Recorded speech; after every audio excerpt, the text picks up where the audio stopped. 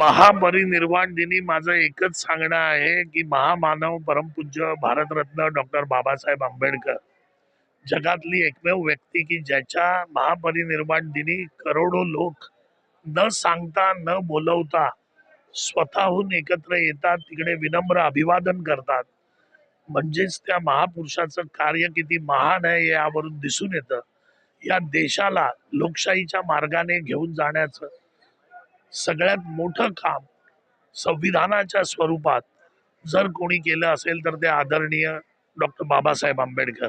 आणि हा देश जो सुरळीत चाललाय तो त्या संविधानाच्या मार्गावरून. त्यामुळे या महापरिनिर्वाण दिनी मला असं वाटतं की आपण सगळ्यांनी ही शपथ घेतली पाहिजे की या देशाचं जे महत्त्व आहे ते संविधान जो आहे त्या संविधाना थ्रू आपण हा देश चालला पाहिजे. संविधानाचं रक्षण आपण करायला पाहिजे, संविधानाच्या मार्गाने जायला पाहिजे, अशी शपथ आपण सगळेजण घेऊया.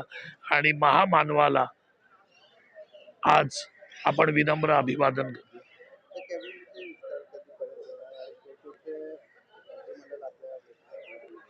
कॅबिनेटचा विस्तार आता थोड्याच दिवसात होईल, कारण 17 तारखेला अधिवेशन आहे. त्याच्या अगोदर कॅबिनेटचा विस्तार होण्याचे संकेत आहेत.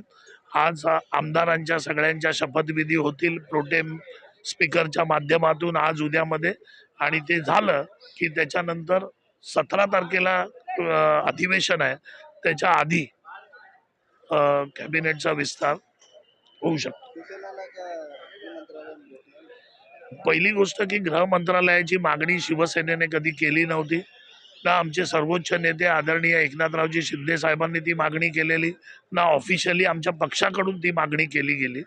त्याच्यामुळे गृह मंत्रालय आम्हाला पाहिजे अशा प्रकारच्या ज्या गोष्टी मीडियामध्ये फिरत आहेत त्या आम्ही कधी त्या पद्धतीने मागितल्या नव्हत्या. आमच्या काही लोकांनी स्वतःची इच्छा व्यक्त केली, पण अधिकृतरित्या आमच्याकडे ती इच्छा नाही.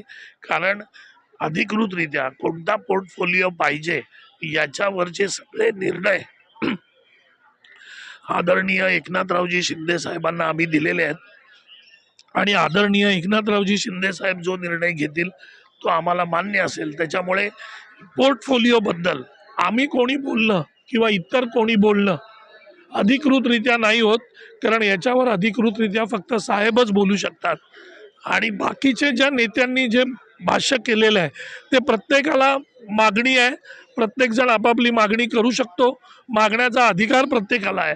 त्याच्यामुळे त्यांनी ती मागणी केली आहे, पण अधिकृत जी भूमिका आहे ती एकनाथरावजी शिंदेच घेऊ शकतात आणि तेच त्या बाबतीत बोलतील.